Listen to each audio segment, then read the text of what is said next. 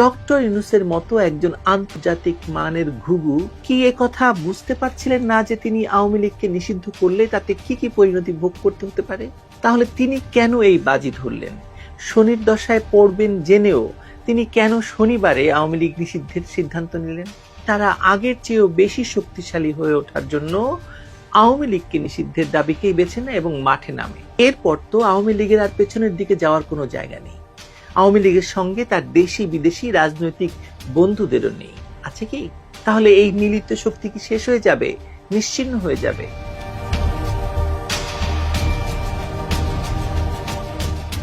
Doctor Yunus Awami লীগের কার্যক্রম নিষিদ্ধ করে শনির দশায় পড়ার রিস্ক নিতে বাধ্য হলো কেন জানেন?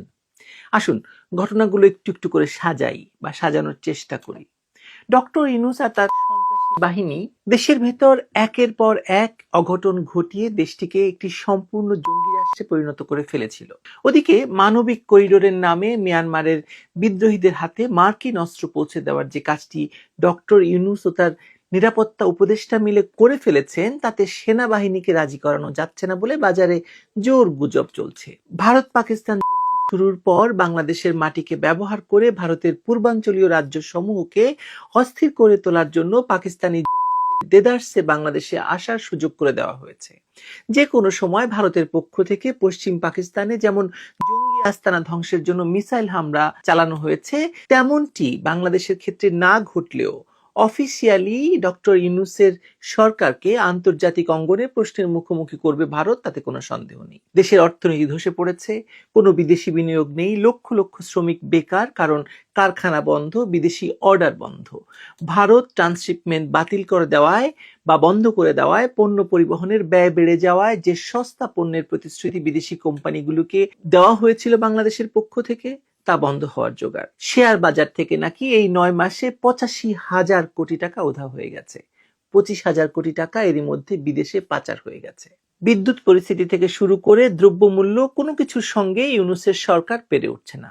ফলে তাদের হাতে অস্ত্র বলতে ওই একটাই অবশিষ্ট ছিল, আর সেটা হলো আওয়ামী লীগ নিষিদ্ধ করা।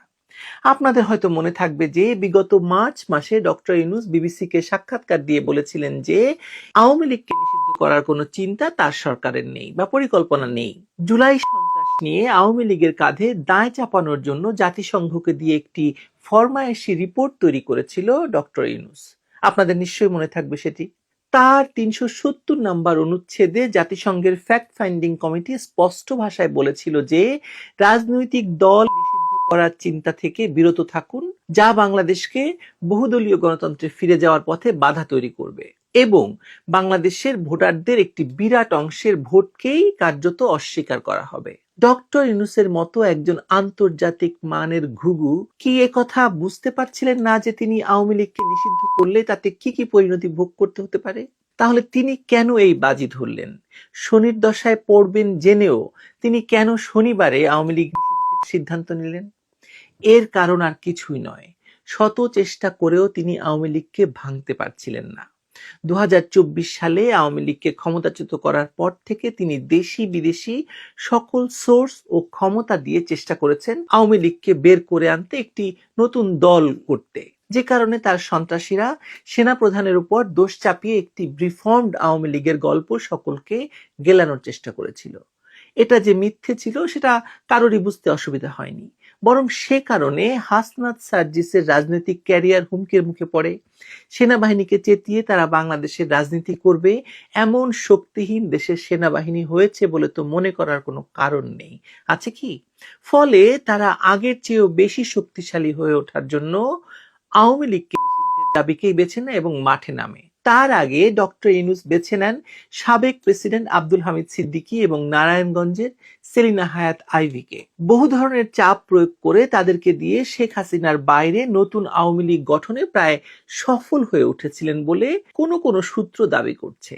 কিন্তু আব্দুল হামিদের মতো একজন বর্ষিয়ান এবং বিচক্ষণ আওয়ামী লীগার তার শেষ জীবনে এসে আওয়ামী লীগ ভাঙার দায় নেবেন, এরকম অঙ্কে ডক্টর ইউনূসের মতো খেলোয়াড়ও ভুল করে ফেলেছিলেন। হামিদ সাহেব তাই নিজের সকল ক্ষমতা প্রয়োগ করে দেশের বাইরে বেরিয়ে যেতে সক্ষম হন, আর সে রাতেই সেলিনা হায়াৎ আইভীকেও গ্রেপ্তার করতে বাধ্য হন ডক্টর ইউনূস ও তার সরকার। আর তখনই ইউনুসগঞ্জের হাত থেকে আওয়ামী লীগ ভাঙার অস্ত্রটি যায় ফসকে। সে কারণেই মাঠ গরম করানোর জন্য কালাপাহাড়দের ছেড়ে দেওয়া হয় এবং জামায়াতের সাবেক এজেন্ডা শাহবাগ থেকে যেহেতু জামায়াত নিষিদ্ধের দাবি এসেছিল, যুদ্ধাপরাধীদের ফাঁসির দাবি আদায় হয়েছিল, সেহেতু জামায়াত দ্বিতীয় শাহবাগ ঘটিয়ে আওয়ামী লীগকে নিষিদ্ধ করানোর কাজটিতে সকল জঙ্গিদের নামানো হয়। অবৈধ সরকারের অবৈধ উপদেষ্টারা বিশেষ বৈঠক ডেকে তারা আওয়ামী লীগের কার্যক্রম নিষিদ্ধের ঘোষণা দেয়।